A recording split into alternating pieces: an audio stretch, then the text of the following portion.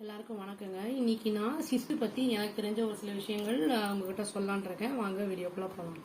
இப்போ சிஸ்ட்டுங்கிறது வந்து நம்மளுக்கு பாடியில வந்து யூட்ரஸ் அப்புறம் கிட்னி அந்த மாதிரி இடங்கள்லாம் வரதுக்கு வந்து ஒரு சில இடங்கள்ல வரும். அந்த சிஸ்ட்டுங்கிறது வந்து நீர் கட்டி அப்படின்னு வந்து சொல்லுவாங்க. அந்த சிஸ்ட் வந்து நீர் கட்டிங்கிறது வந்து உங்களுக்கு பெயின் வந்து ஏற்படுத்தும்.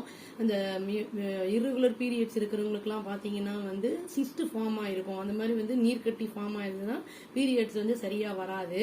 அது அப்படி நம்ம வந்து வலி இருக்கும். அந்த மாதிரி வலி இருக்கும் போது நம்ம இமீடியட்டா டாக்டரை போய் பார்த்துட்டு அதுக்கேற்ற மெடிகேஷன் எடுத்துக்கிறது ரொம்ப நல்லதுங்க.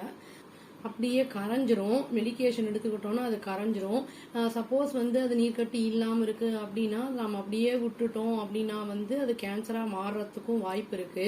இது வந்து யூட்ரஸ்ல வந்து இந்த மாதிரி நீர்க்கட்டிலாம் வந்து வருது இல்லைங்களா, அதுக்கு வந்து அந்த பிசிஓடி ப்ராப்ளம் இல்லாம இருக்கணும்னா அயன் ரிச் ஃபுட்டு, அத்திப்பழம், அப்புறம் வந்து டேட்ஸு, அப்புறம் பிளாக் சீட்ஸ், அதாவது ஆலி விதைன்னு சொல்லுவாங்க, அதெல்லாம் வந்து நம்ம அடிக்கடி இப்போ எடுத்துக்கிறது நல்லது.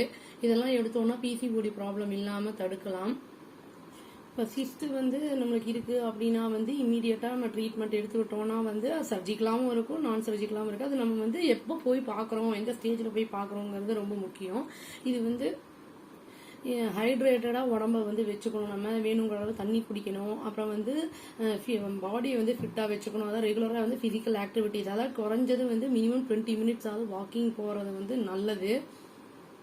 இந்த சிஸ்ட் யூட்ரஸ்ல இருக்கு இல்லைங்களா, அந்த மாதிரி இருக்கிறது வந்து ஒரு காரணம் வந்து அப்படியே விட்டோம் அப்படின்னா வந்து அது இர்ரெகுலர் பீரியட்ஸ் வந்து இஷ்யூக்கு காரணமாகும், கேன்சரா மாறுறதுக்கும் வந்து வாய்ப்பு இருக்கு. அதனால வந்து கொஞ்சம் நம்ம கேர்ஃபுல்லா மெடிக்கேஷன் எடுத்துக்கிறது நல்லதுங்க.